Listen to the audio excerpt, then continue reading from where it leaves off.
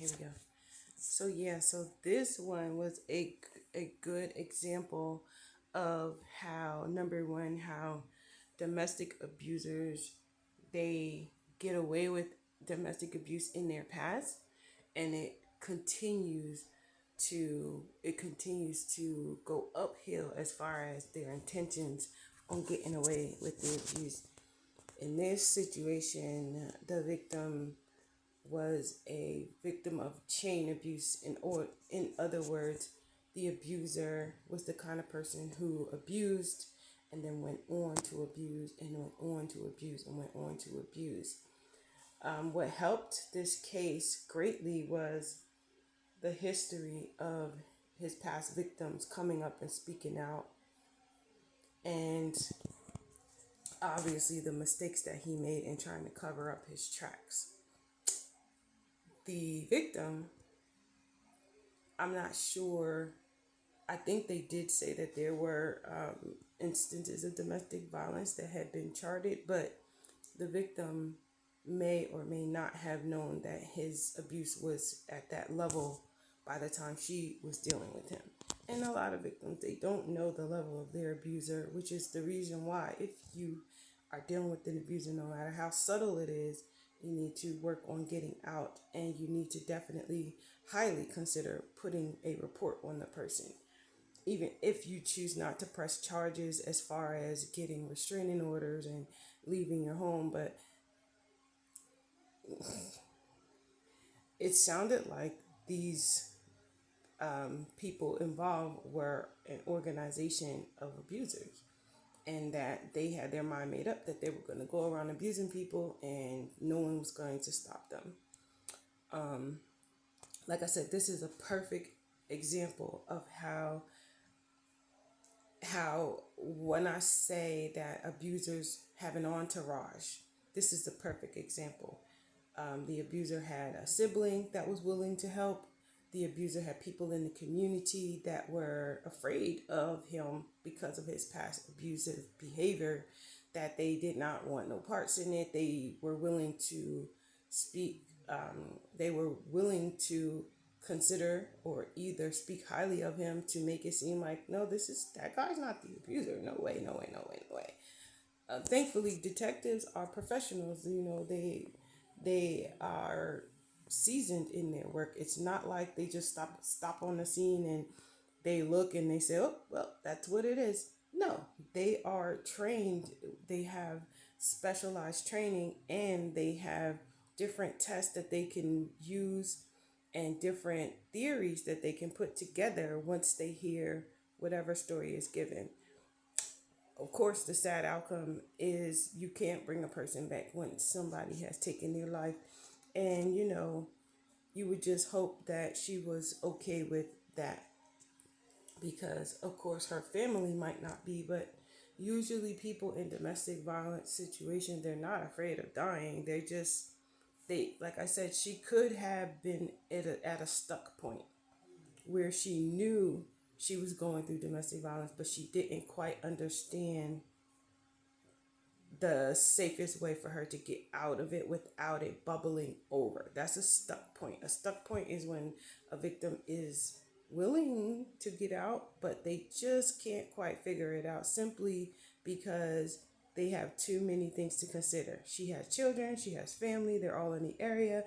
I don't know if that's a small, tight knit community or how it is in the community, but some of those environmental and elemental factors, they usually factor in, which sometimes makes it way harder for victims to get away from their abusers. Because if they're in a community that's really small and tight knit, that means everybody knows everybody, and that means everybody talks to everybody, and that means that everybody probably knows what's going on but not willing to speak. Unfortunately, he assassinated her. He executed her. He executed her with intent, and he tried to stage it as if she were losing her mind enough to kill herself. Um,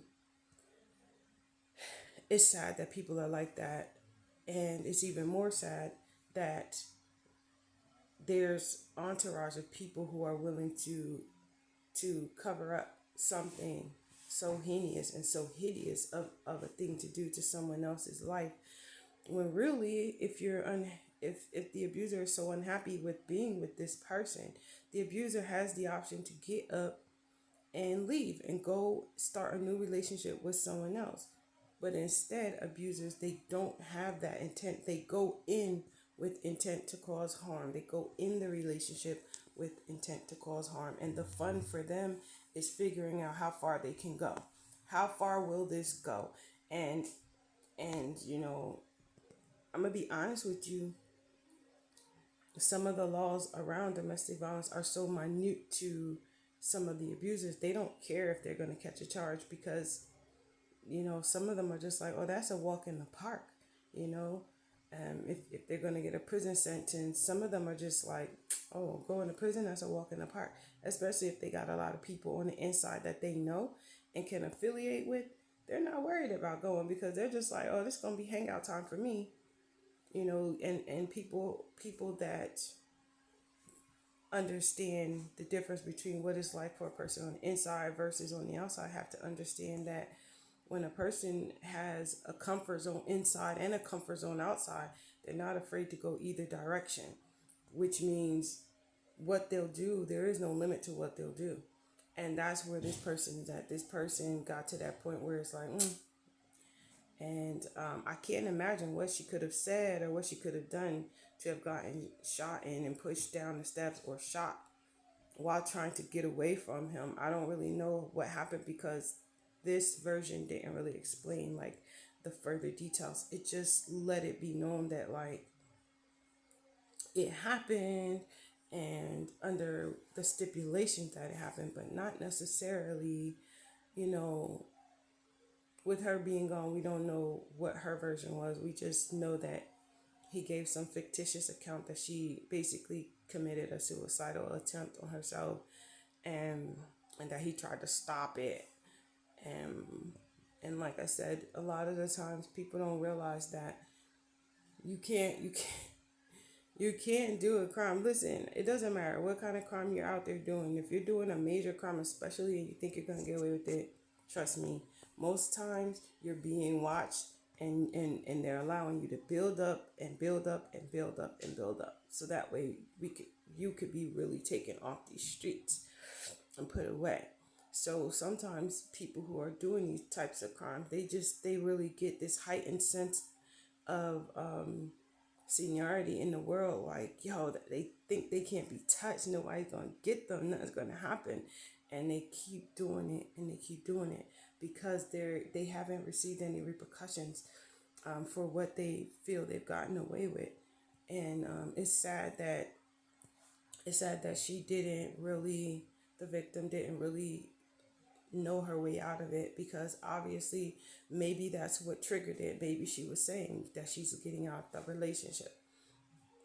Maybe that's what's really crazy is he's trying to act like he's the concerned person, and that, oh my gosh, my woman committed suicide, da, da, da, da. But really, he took her life, and was willing to cover up what he was doing. Or maybe he was influenced by his sibling to just deny it. But no, he went with that. When he allegedly contacted his sibling, his excuse was, she shot herself and I don't know what to do, blah, blah, blah, blah, blah, blah, blah. So,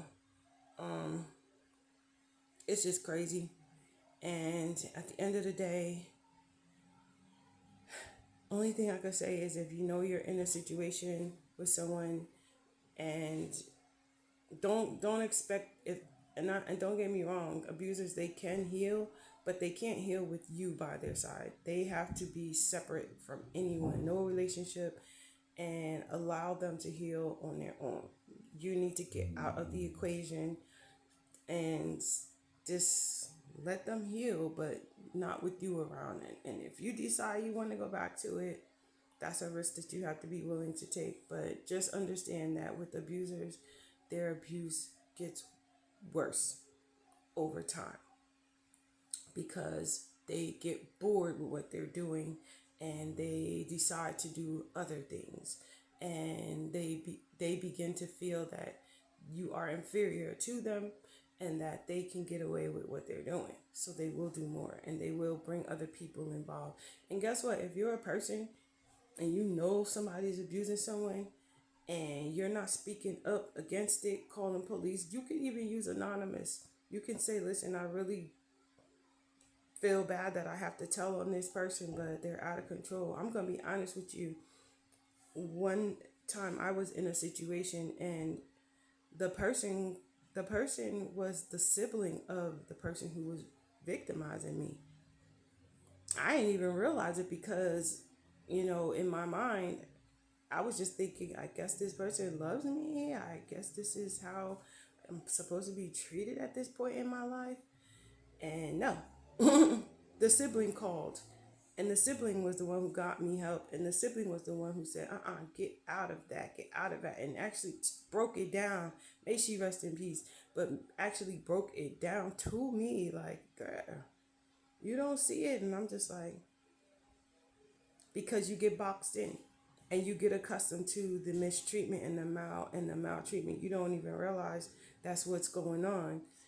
And if you do realize it, you don't label it as such. You just be like, well, I'm gonna, you adapt to it. And that's what a lot of victims do. They adapt to the circumstances, which is the reason why sometimes it goes under the radar and never gets reported. Shout out to anybody out there that speaks up against it. You can be anonymous or you can be direct. If you know you're dealing with an extremely abusive person, that you know that they can get extremely violent and you don't want really nothing to come back to you, you can do anonymous. But like I said, speaking up can help avoid some of these people who are going through it, experience the stuff they're going through. And like I said, for her family and friends and loved ones, her children, of course, I'm sure that they have a challenge each and every day adapting to this experience. And so hopefully they're getting the proper counseling, the proper love that they need, so that way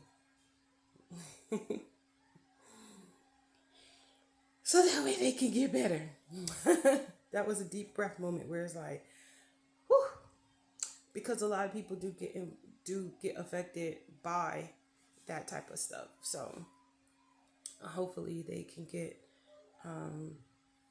you don't really fully heal from seeing that kind of stuff happen, but hopefully they can recuperate their lives and pick up and find a way to continue in life, doing things in her honor or doing things that are beneficial to their whole family versus feeling bad and feeling the worst.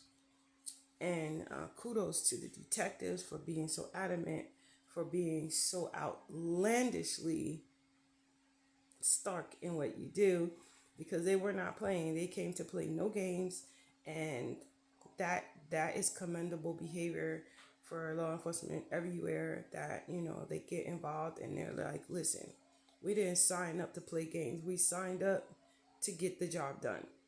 And if you're doing something wrong, we're going to find it out and you will be penalized for these atrocious behaviors towards mankind and womankind and humankind and sometimes animal kind, because like I said, sometimes it stretches forward.